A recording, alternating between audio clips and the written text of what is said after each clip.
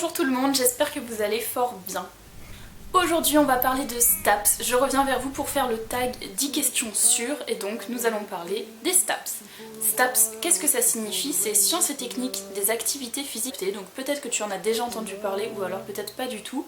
Je vais essayer en 10 questions de t'expliquer un petit peu mieux ce que c'est, que tu saches à quoi ça correspond, à quoi t'attendre si tu choisis cette filière. Peut-être que tu n'as pas encore passé le bac et que tu es en train de choisir justement ce que tu veux faire post-bac, ou alors peut-être que tu es juste un peu curieux et que tu veux savoir comment ça se passe dans notre faculté.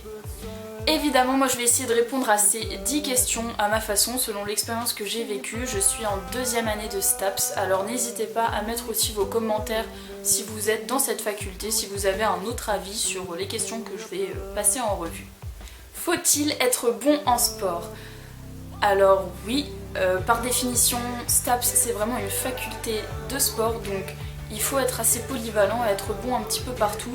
Évidemment, si vous n'avez pas pratiqué telle ou telle activité, c'est pas du tout un souci, vous allez les découvrir en arrivant à la fac.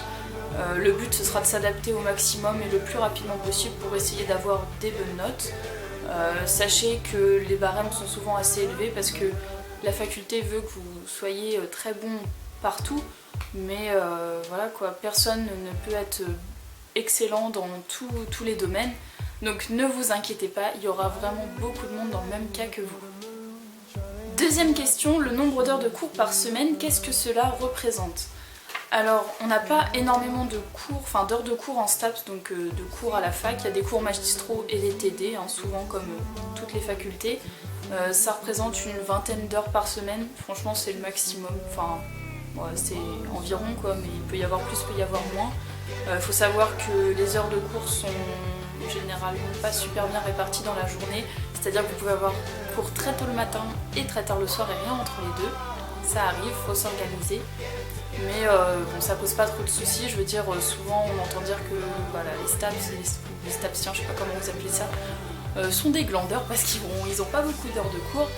En fait c'est parce qu'il y a du travail à fournir chez soi ou à la BU, enfin voilà, il faut aller travailler un petit peu à côté si on veut s'en sortir très convenablement. Alors question 3, quelles matières sont obligatoires et quel sport fait-on? Les matières obligatoires, en fait vous avez un tronc commun, donc tout le monde aura ces mêmes matières, c'est des matières qui se rapportent toujours au sport. Vous avez de l'anatomie, de la physiologie, de la psychologie, de la sociologie, de l'histoire. Généralement vous avez qu'une seule langue, donc de l'anglais. Voilà, vous pouvez avoir d'autres matières, ça peut changer de nom selon les facs. Et sachant que selon l'année, donc L1, L2, L3, vous allez soit en avoir un peu plus à chaque année, soit voilà, elles vont changer de nom, ça va pas être exactement les mêmes choses, mais vous allez retrouver à chaque fois ces matières-là. À ça s'ajoutent des polyvalences, nous on appelle ça comme ça ici en tout cas. C'est des sports que vous allez pratiquer seulement pendant un semestre. Donc nous on en avait 2 par semestre. Ces sports-là vous ne les choisissez pas, on vous les attribue directement.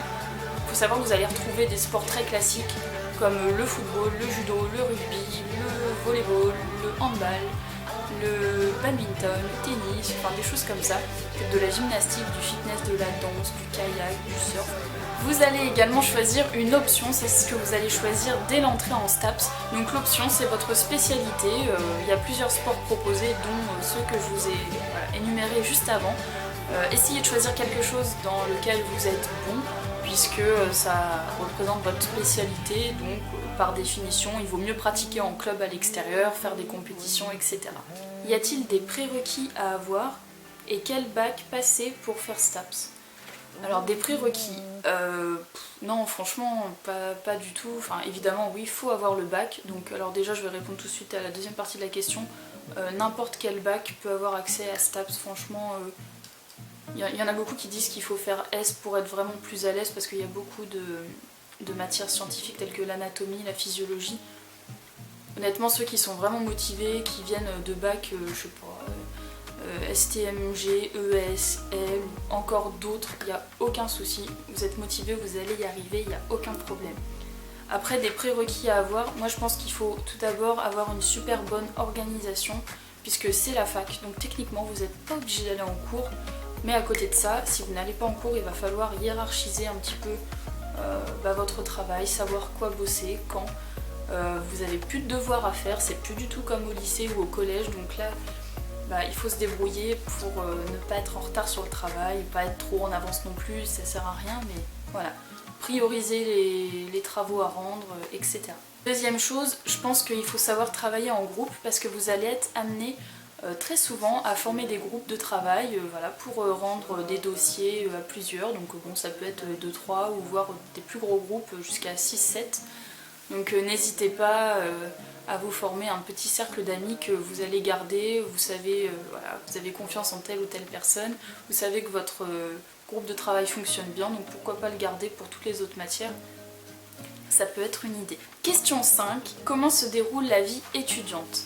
Alors la vie étudiante, en général en STAPS, il y a une super bonne ambiance, tout le monde, voilà, c'est pas un concours, hein, donc il n'y a pas de rivalité qui peut se faire sentir, tout le monde s'entend bien, il y a vraiment une bonne entraide, il y a beaucoup de soirées d'organiser, hein, souvent on entend parler des soirées STAPS, donc voilà, oui, il y a beaucoup d'ambiance dans les soirées STAPS, faut pas hésiter à aller voir, hein, être curieux, savoir comment ça se passe.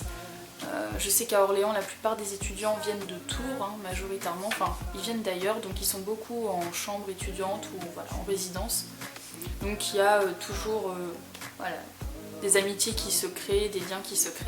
Alors question numéro 6, combien ça coûte ?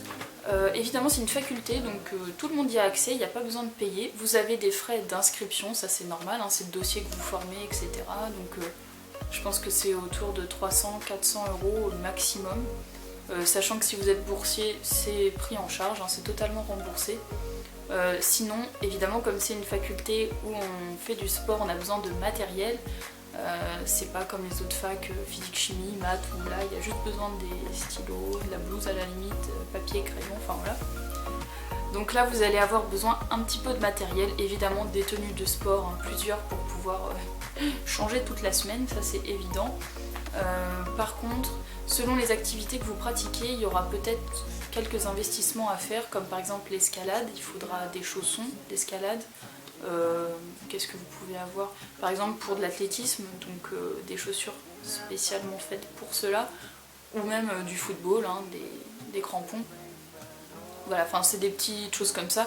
Sachez qu'à chaque fois, il y a toujours des systèmes qui sont mis en place où les étudiants se prêtent leurs affaires d'une année sur l'autre. Si vous n'avez pas le même sport en même temps que votre copine, que votre copain, essayez de récupérer ces affaires, vous regardez si vous faites la même pointure ou la même taille de kimono. C'est tout bête mais ça marche super bien et vous n'avez pas besoin d'acheter parce que si vous êtes sûr de ne pas refaire ce sport plus tard, ça sert à rien d'investir vraiment. Voilà. Et n'hésitez pas à acheter les premiers prix, donc vérifiez que ce soit quand même de la bonne qualité, mais pas besoin d'acheter une paire de chaussures à plus de 120 €.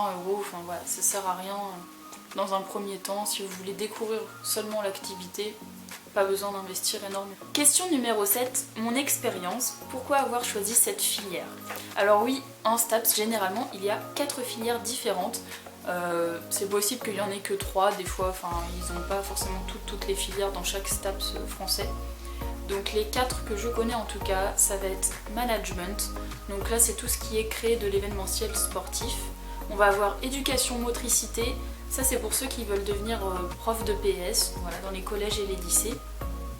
On va avoir aussi APA, donc c'est activité physique adaptée, c'est ce que j'ai choisi. C'est dans le domaine du handicap, faire pratiquer de l'activité physique à des personnes en situation de handicap.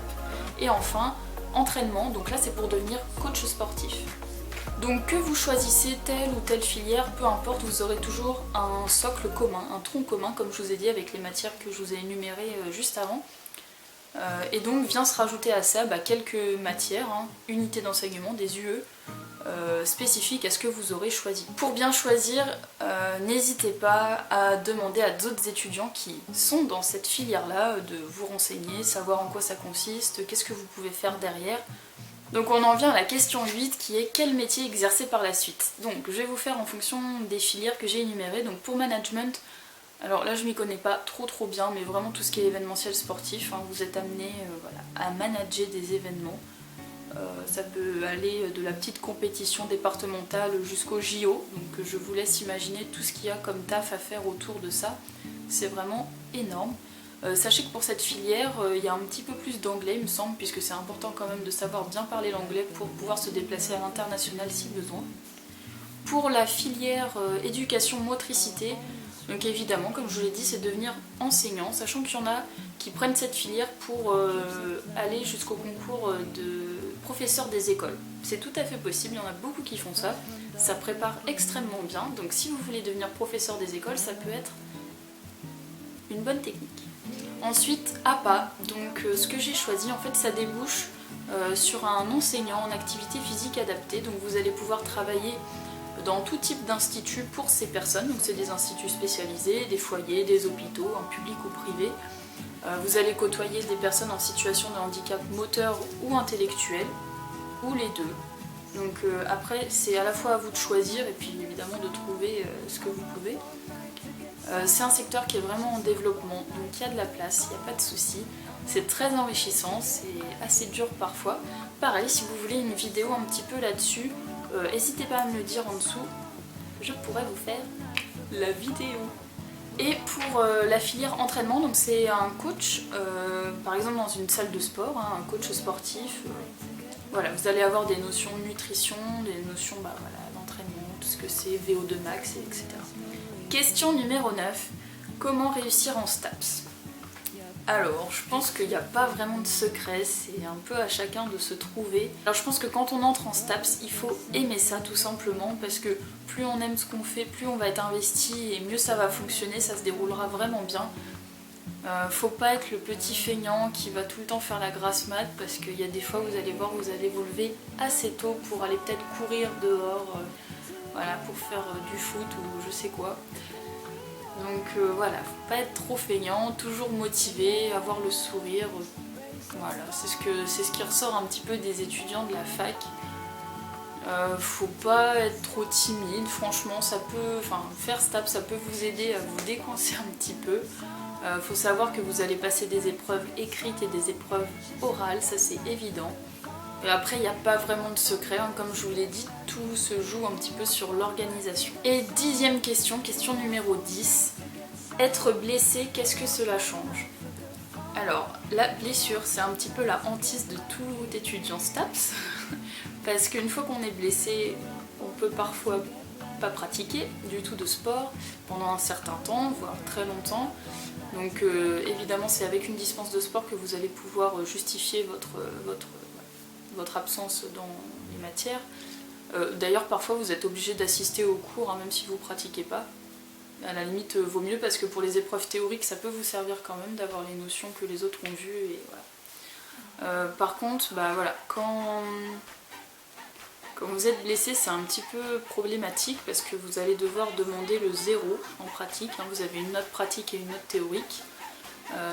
Donc selon les coefficients, si par exemple c'est 50-50, vous allez être un petit peu embêté. Il faut savoir que vous pouvez toujours vous rattraper avec les autres matières. Il faut se dire que c'est que temporaire. Il vaut mieux se rétablir, penser à son corps et pas forcément forcer. Il y en a qui ont fait ça. Le problème, c'est qu'ils se refont une blessure peut-être un an après, donc c'est un petit peu dommage. Je pense qu'il vaut mieux attendre un petit peu que tout cela se répare, hein, quelle que soit la blessure, plutôt que de forcer et de forcément vouloir passer l'examen. C'est peut-être un petit peu bête à dire, hein, mais il y a vraiment d'autres matières. Généralement, les coefficients sont assez similaires, donc du coup, vous allez pouvoir quand même compenser assez facilement. Il faut savoir également que les 2 semestres, donc l'année est composée de 2 semestres, les semestres se compensent, donc si vous avez 9 au premier semestre de moyenne et 11 au deuxième, ça vous fera une moyenne de 10. À 10, vous passez à l'année suivante. Parfois on peut être en dette de quelques UE, quelques matières, mais c'est tout à fait faisable de les rattraper, il ne faut pas désespérer. Voilà tout le monde, cette vidéo est terminée, j'espère que ça vous aura plu. Mettez un petit pouce en l'air pour me dire que oui, sinon tant pis, moi je vais vous laisser, je vous dis à très vite et je vous mets 2 thèmes de vidéo juste après.